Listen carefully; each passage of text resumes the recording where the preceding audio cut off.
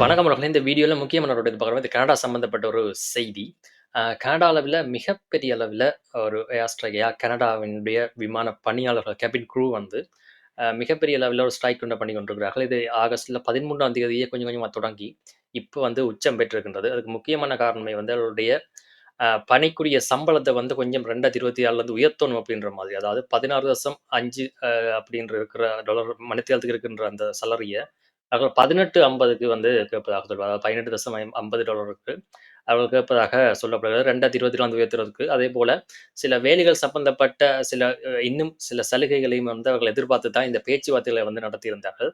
இந்த பேச்சுவார்த்தைகள் தோல்வியில முடிவடைந்ததுக்கு பிறகு தான் இந்த ஸ்ட்ரைக் வந்து தொடங்கப்பட்டிருக்கின்றது. இந்த ஸ்ட்ரைக்கால வந்து நேற்று முந்தினாள்ல மட்டுமே வந்து 1,50,000க்கு மேற்பட்ட கனேடியர்கள் வந்து பாதிக்கப்பட்டிருப்பதாக சொல்லப்படுகிறது. டொரண்டோவா இருக்கட்டும், வான்கூவரா இருக்கட்டும், மொன்றியலா இருக்கட்டும், இப்படியான முக்கியமான நகரங்கள்ல இருக்கின்ற விமான நிலையங்கள்ல நூற்றுக்கணக்கான விமான சேவைகள் வந்து ரத்து செய்யப்பட்டிருப்பதாகவும், 1,00,000க்கு மேற்பட்ட பயணிகள் வந்து இதனால வந்து மிகப்பெரிய அளவில் பாதிக்கப்பட்டிருப்பதாகவும் சொல்லப்படுகிறது. பல 100 மில்லியன் டாலர்ஸ் வந்து நட்டத்தில் இருப்பது அதாவது அன்று நட்டம் ஏற்பட்டிருப்பதாகவும் சொல்லப்பட்டிருக்கின்றது.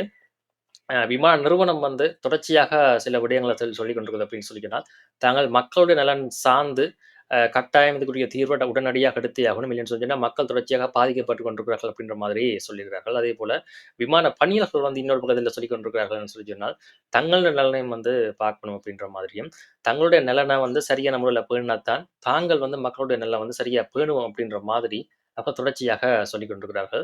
இந்த 2 தரப்புக்கும் இடையில வந்து சரியான ஒரு இணக்கம் பெறாத நிலையில தான் தொடர்ச்சியாக இது வந்து இப்ப இப்ப பின்னேறம் வரைக்கும் வந்து இழுபட்டுக் கொண்டே இருக்கின்றது.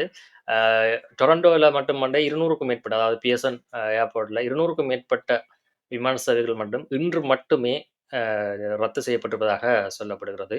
இது வந்து மக்களுக்கு ஒரு மிகப்பெரிய மன அழுத்தத்த குடுக்கிறது.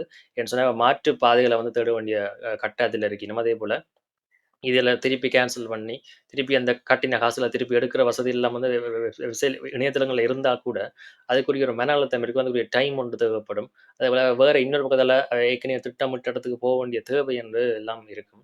அப்ப இது எல்லாமே வந்து ஒரு பெரிய மன நெருக்கடிகளையும், மன அழுத்தங்களையும் வந்து மக்களுக்கு குடுத்துக் கொண்டிருப்பதாக சொல்லப்படுது. காரணம் 1, 2 பேருக்குன்னு சொன்னா இல்ல. இது லட்சக்கணக்கான ஆட்கள் வந்து அதில் நேரடியாக பாதிக்கப்பட்ட ஒன்று கேட்க, இது ஒரு பெரிய நாட்டு பிரச்சனையா தான் வந்து உருவெடுத்திருக்கிறது. ஒரு பெரிய சிக்கல நோக்கி போகும் அப்படின்னு சொல்லியும் சொல்லிக்கொள்ளலாம். ஆனாலும் மற்ற பக்கத்துல வந்து அவர்களும் வந்து தங்களுடைய டிமாண்ட வந்து இறுக்கமா தான் வைத்திருக்கிறார்கள்.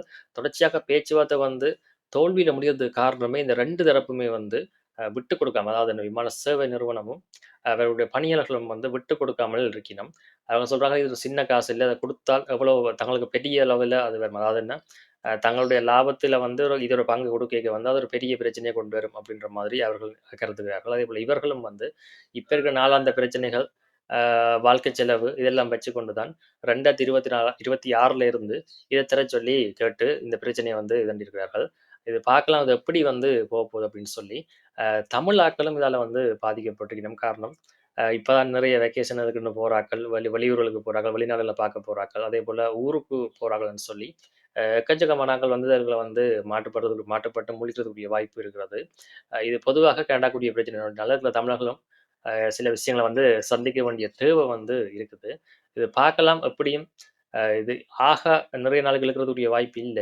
எப்படியும் சில தினங்களுக்குள்ள வந்து இதுக்குரிய சரியான ஒரு முடிவு வந்து எட்டப்படுவதற்குரிய வாய்ப்பு இருப்பதாக சொல்லப்படுகிறது.